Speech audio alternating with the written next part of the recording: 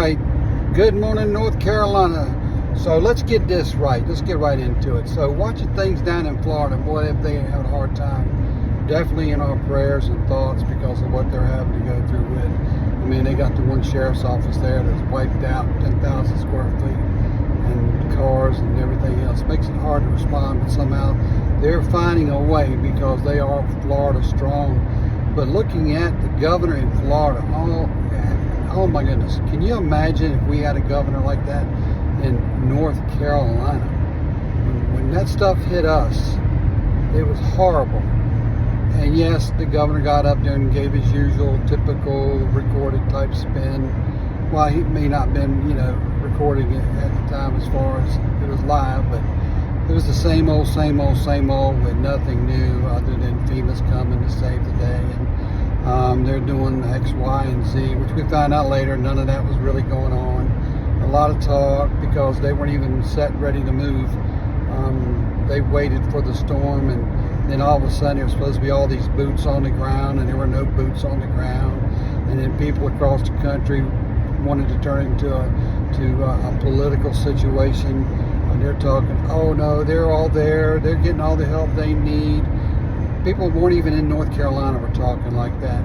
And then, we're talking to people in the mountains, if you could even have a conversation with anybody, because they had no hookup, link ups or anything. So you get Elon Musk comes in and set his equipment in for Starlink, and the government pretty much shuts him down, says, nope, you're not doing it, we're not doing it. And then finally they kind of cut loose because the word got out. Things just weren't going like they thought it was. The PR wasn't working for them. The left trying to capitalize on a tragedy, but trying to eliminate somebody simply because of his politics, not allowing him to help. But ultimately, that did come through. And like I said, when you start seeing bad PR, then you start seeing things cut loose a little bit different. And then we're talking about where was the military, with all the military that we have in North Carolina. Think about it, we're a military state when you look at it in a way of how much military here and equipment and whatnot. We're talking about they were out on the ground. Oh yeah, they sent in a Chinook in to deliver some water and do a few little things. And that was a great PR opportunity, I give them that. But the boots on the ground were not there. There was too much red tape involved. The governor wasn't getting them there fast.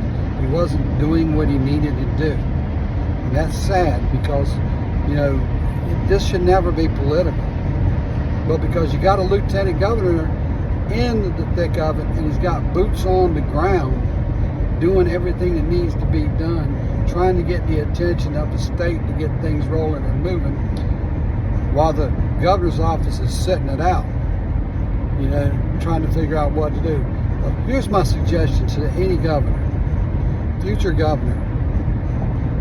Can't do anything about who's there now, but take the road plan, use the road map that Ron DeSantis just set before the country on how to deal with all the things that come your way. One thing he did is it shows how a governor is supposed to act, what they're supposed to do, and use FEMA for the assistance that they're designed to be used without delay. But that doesn't mean because FEMA's not standing there on day one that you're supposed to sit back and wait for them to get there. FEMA shouldn't have to run your show, but you should get them in here a lot quicker than what you did if you're in North Carolina in this latest debacle of what's going on. People want to focus on the politics. I want to focus on the life. Look how many lives we lost in this process. Look at what happened to the people. I mean, days and days, nobody heard from them. Days and days with no medication. Helicopters, volunteer people with their helicopters going up and then being grounded because they didn't have authorization for airspace because of the hazards. But you know what? People were drowning. People were dying. People were having issues along the way. And the minute that weather and the air cleared, they should have been up in the air going. They shouldn't have to wait for any kind of special invitation to save lives. So get real. North Carolina, we need help on the state level. We dropped the ball. North Carolina dropped the ball. And they can say they didn't, but look at the death toll. Look at the devastation. Look at the people that were out there begging for help, and they weren't seeing anybody from the government. But you know what? We have a North Carolina strong heart because our people didn't wait for government. They went against the grain of the government and started acting and doing what was ethically, morally right. They didn't have to wait for the government. See, that's what our Constitution is always based on. It's called We the People. Nowhere does it say we the government. We the government will do.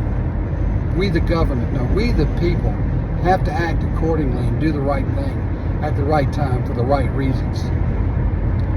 Simply put, that's exactly what the Constitution gives us the right to do. The right thing, the right time, for the right reasons. And if you're in it for that, anything less than that, then you don't need to run for any kind of public office. You need to set it out, and you need to sit back and watch North Carolina thrive. We need that governor in there that's going to take charge. People may not like it, but we need one in there that's going to be strong and ready to go. So I'm going to tell it like it is. We need Mark Robinson in there, somebody who will go in there and clean the house that needs to be cleaned. And get away from all this craziness that the fake media throws out there in hopes that anything will stick on somebody for any reason. So folks, we need to get North Carolina right and start getting back to protecting our citizens here in North Carolina. That's all I got to say for it. Let's pray for all those folks who need help.